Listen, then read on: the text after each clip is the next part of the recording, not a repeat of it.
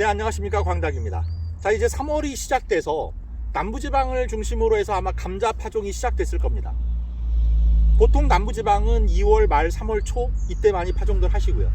제가 있는 이 경기 북부 지역은 늦는 분은 4월 초까지도 파종을 하십니다.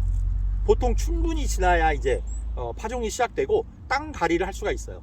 자, 그래서 오늘은요, 이제 감자를 심으시기 전에 지금들 시감자들 준비하시는 분들에게 한 가지 좀 꼭 전해드리고 싶은 말씀이 있어서 영상을 준비해 봤습니다. 바로 가장 기초적이죠.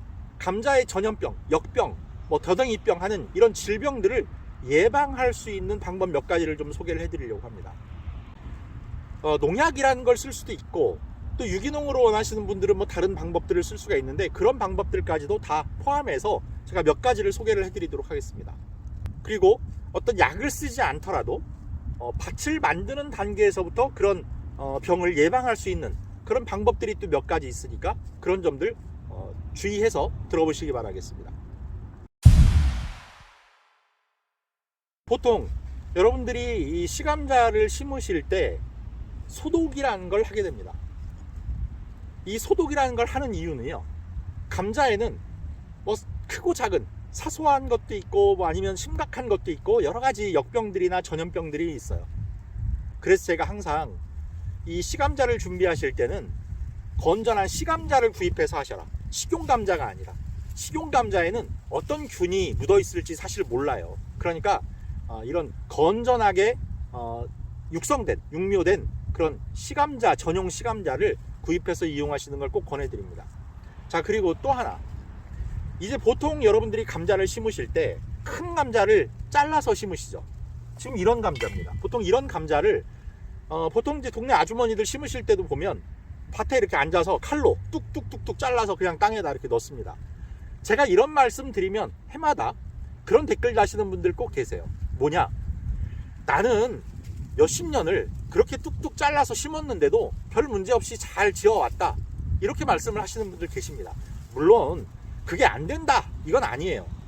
다만 그렇게 심을 경우엔 위험하다, 질병에 걸릴 가능성이 높다라고 말씀드리는 거예요. 그러면 질병에 걸리게 되면 어떻게 되느냐? 만약에 그게 전염병일 경우에는요, 밭 하나를 통째로 다 수확을 포기하셔야 돼요.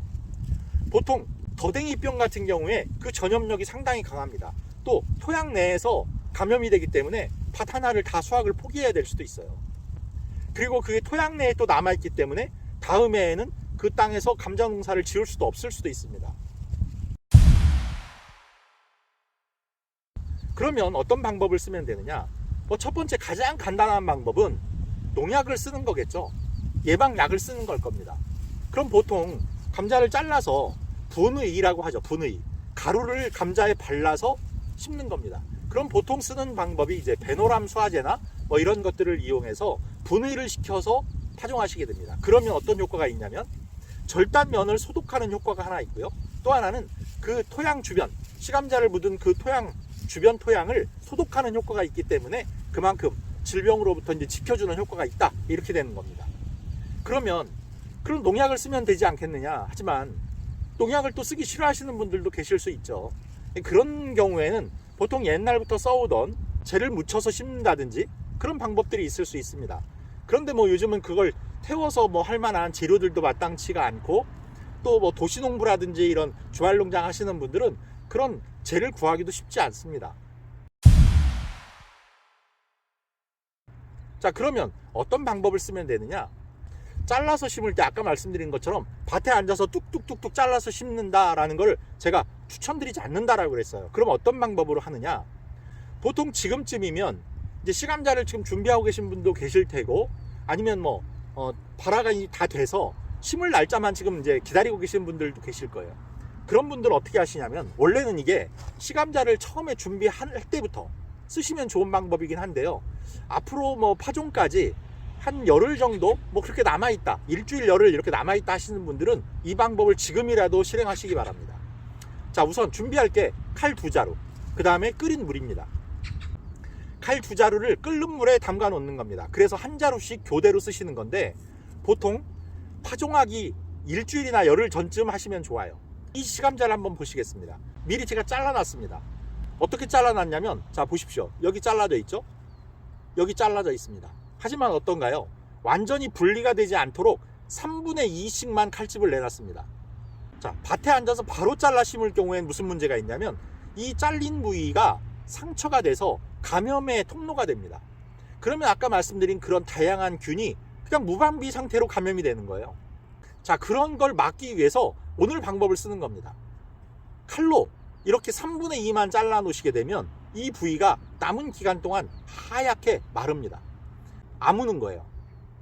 그러면 어떻게 자르느냐? 이렇게 큰 감자라고 할 경우엔 이거보다 물론 더 큰 감자를 쓰시기도 하죠.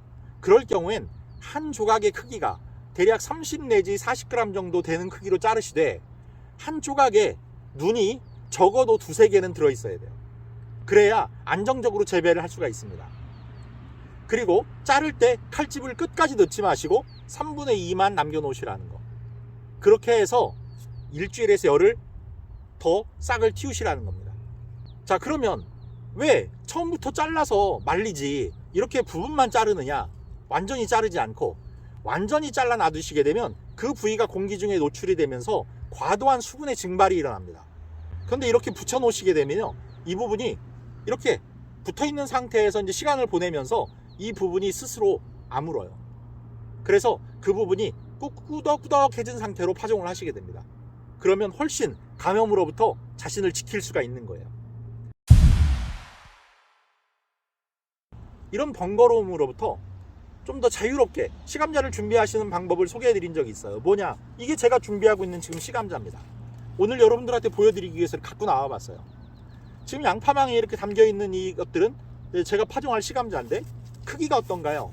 전부 이렇게 작습니다. 너무 작은 것도 안 돼요. 너무 큰 것도 안 돼요. 어느 정도냐? 처음 말리기 시작할 때 30g에서 50g 사이, 작은 계란 정도. 그러면 이렇게 지금 보십시오. 짧고 튼튼한 싹들이 잘 올라와 있어요. 산광최화라는 방법을 쓴다고 했잖아요. 이 상태로 해서 햇빛 베란다에, 그냥 햇빛 치는 베란다에 놔두는 거예요. 그러면 이렇게 지금 보시다시피 싹들이 잘 나 있습니다. 이제 이걸 파종할 거예요. 그러면 어떤 좋은 점이 있냐? 자를 필요가 없으니까 상처가 생기지 않습니다. 그러니까 수분이 과도하게 증발될 염려도 없고 외부로부터 감염의 염려도 훨씬 적은 겁니다. 그럼 땅을 준비할 때, 밭을 준비할 때는 어떻게 하는 게 이런 질병으로부터 좀 감자를 지킬 수 있는 방법이겠느냐를 말씀드릴게요. 우선 땅을 가실 때 이런 질병에 강한 황을 섞어 주시는 겁니다. 황 성분이 들어있는 비료를 쓰신다든지 황을 쓰신다든지, 그러면 이 황 성분이 이런 전염성이 있는 이런 세균들을 억제시키는 효과가 있어요. 그런 것들을 이용하면 토양 전염성을 좀 낮추는 데 도움이 됩니다.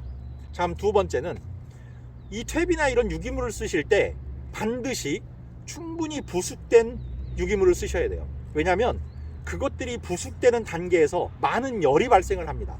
그 열 속에서 안 좋은 이런 미생물들이 많이 소멸돼요. 그래서 부숙 유기물을 꼭 사용하시길 바래요. 미숙분 퇴비 말고.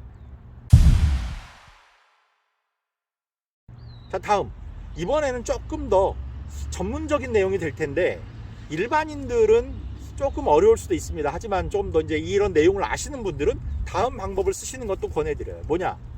발효개분을 쓰시는 겁니다. 발효개분, 닭똥비료죠. 닭똥퇴비.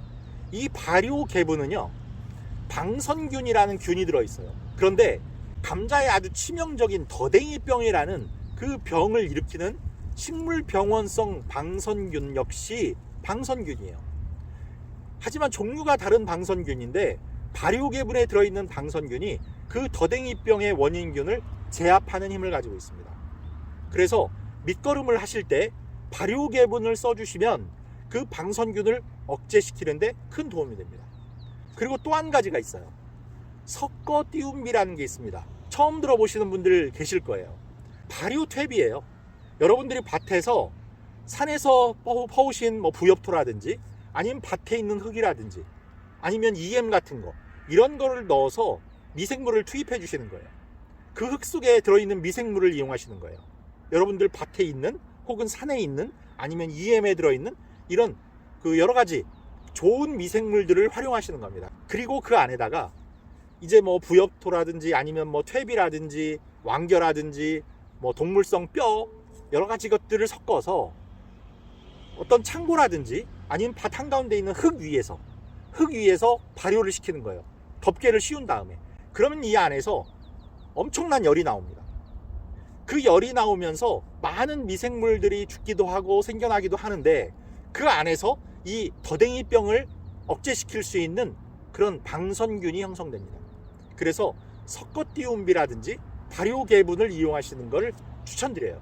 일반 텃밭 하시는 분들은 앞서 말씀드린 그런 간단한 방법들, 그런 것들로 하시고, 좀 전문화된 농가에서는 이런 발효개분 섞어띄움비 같은 이런 것들을 이용하시는 방법도 권해드릴 테니까 한번 검토해 보시길 바라겠습니다.